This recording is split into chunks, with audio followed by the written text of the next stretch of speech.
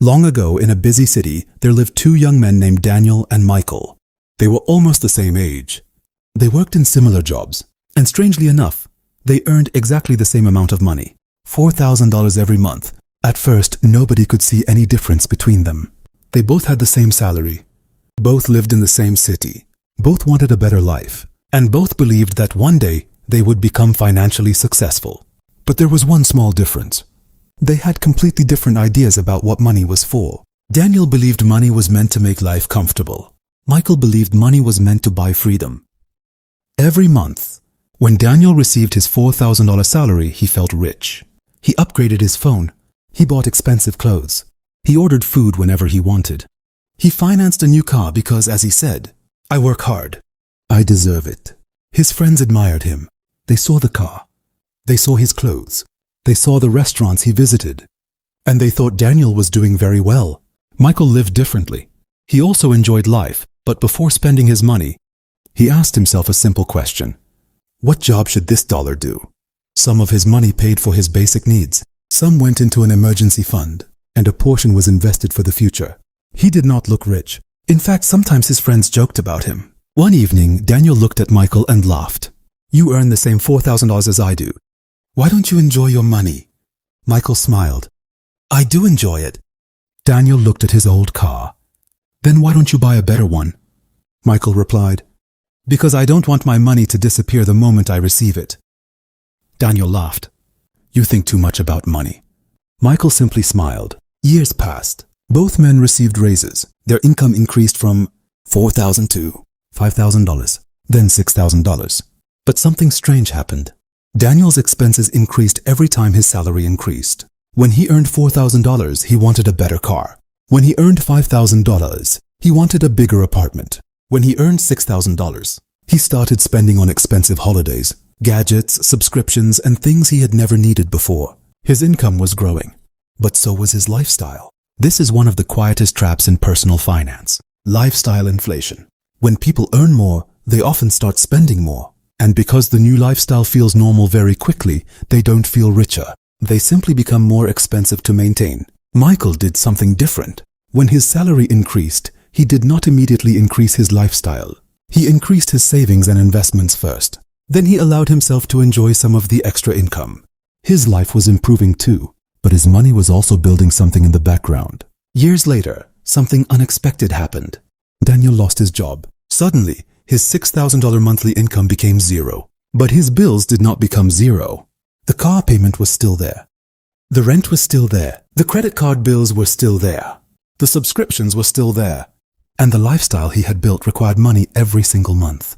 Daniel had spent years increasing his income without building enough financial breathing room. For the first time, he understood something frightening. He had a good income, but he did not have financial security. Then he called Michael. "Can you help me?" Michael did what a good friend should do. He helped him where he could. But then Daniel asked him something else. "How did you become so financially stable while we earned almost the same amount?" Michael thought for a moment. Then he said, "I didn't become rich because I earned more than you. I became financially stronger because I stopped asking what my money could buy today and started asking what my money could become tomorrow." Daniel was silent. Michael continued. "Look, money has two possible directions. You can use it to increase your lifestyle, or you can use part of it to build assets and future choices. A new phone gives you something to use. An investment may give your money the opportunity to grow. A luxury purchase may make you look wealthier, but an asset can help build your actual wealth." Daniel finally understood the difference between looking rich and being wealthy. And there was another lesson he had never understood. Saving money was important. But simply saving cash was not the entire answer either. Because over long periods, inflation can reduce what your money can buy. That is why building wealth requires more than earning and saving. It requires understanding how money works. You need an emergency fund for unexpected problems. You need to control expensive debt. You need to protect yourself from financial disasters. And once your basic financial foundation is strong, you can learn about investing and the power of long-term compounding. Because time can become one of the most powerful advantages an investor has. Michael had understood this early. He didn't try to become rich overnight. He simply kept putting money to work consistently, year after year, month after month. He understood something Daniel had discovered much later. Wealth is often built quietly. It doesn't always look impressive. It may look like an old car, a simple home, a boring investment plan, a growing emergency fund, a person saying no to something they can afford because they have a bigger goal. And that is why two people can earn exactly the same income, yet end up living completely different financial lives. Because income is only one part of the equation. What you do with that income matters. Your habits matter. Your decisions matter. Your patience matters. And most importantly, your understanding of money matters. Years later, Daniel finally changed the way he looked at his salary. When his paycheck arrived, he no longer thought, "What can I buy?" He started thinking, "What can I build?" That one question changed everything. He slowly paid down his expensive debt. He built an emergency fund. He learned about investing instead of blindly chasing quick returns. He controlled his lifestyle. And most importantly, he stopped trying to look wealthy. He started trying to become financially free. One evening, Daniel and Michael sat together again. Daniel smiled and said, "You know what is strange?" Michael asked. "What?" "We earned the same $4,000. Michael smiled. "Yes." Daniel looked at him and said, "But we didn't really have the same money." Michael nodded.